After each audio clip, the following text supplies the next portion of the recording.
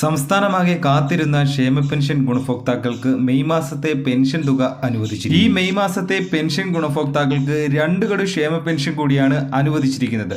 ശനിയാഴ്ച മുതൽ വിതരണം 1650 കോടി രൂപയാണ് ഇതിനായി അനുവദിച്ചതെന്ന് ധനമന്ത്രി KN ബാലഗോപാൽ അറിയിച്ചിരിക്കുന്നു. ഗുണഭോക്താക്കൾ സാമൂഹ്യ സുരക്ഷാ ക്ഷേമനിധി പെൻഷൻ നേരിട്ട് വീടുകളിൽ എത്തിക്കുന്നവർക്ക് ഒരു തുകയും ഗുണഭോക്താക്കൾ നൽകേണ്ടത്. പെൻഷൻ വിതരണത്തിനായി സഹകരണ സംഘങ്ങൾക്ക് ഓരോ ഗുണഭോക്താവിനും 30 രൂപ ഇൻസെന്റീവായി സർക്കാർ അനുവദിക്കുന്നുണ്ട്. അതിനാൽ വിതരണക്കാർക്ക് ഗുണഭോക്താക്കൾ അധികമായി യാതൊരു തുകയും നൽകേണ്ടതില്ലെന്ന് തദ്ദേശ സ്വയംഭരണ വകുപ്പ് അറിയിച്ചിരിക്കുന്നു. കേരളത്തിൽ പ്രതിമാസ പെൻഷൻകാർക്ക് ലഭിക്കുന്നത് 1600 രൂപയും ബാക്കി മുഴുവൻ തുകയും സംസ്ഥാനം കണ്ടു. വാർദ്ധക്യ, വികലാംഗ, വിധവാ പെൻഷൻ ഗുണഭോക്താക്കൾക്കും മാത്രമാണ് നാമമിത്ര കേന്ദ്ര പെൻഷൻ വിഹിതമുള്ളത്. അർഹതപ്പെട്ട എല്ലാവർക്കും പെൻഷൻ തുക ലഭിക്കട്ടെ എന്ന് ആഗ്രഹിക്കുന്നു. ഗവൺമെന്റ് അറിയിപ്പുകൾ പെട്ടെന്ന് തന്നെ നിങ്ങളിലേക്ക് എത്തുവാൻ ഈ ചാനൽ സബ്സ്ക്രൈബ് ചെയ്തു വെക്കുക. അടുത്ത നല്ലൊരു വീഡിയോയുമായി വീണ്ടും കാണാം. Good bye.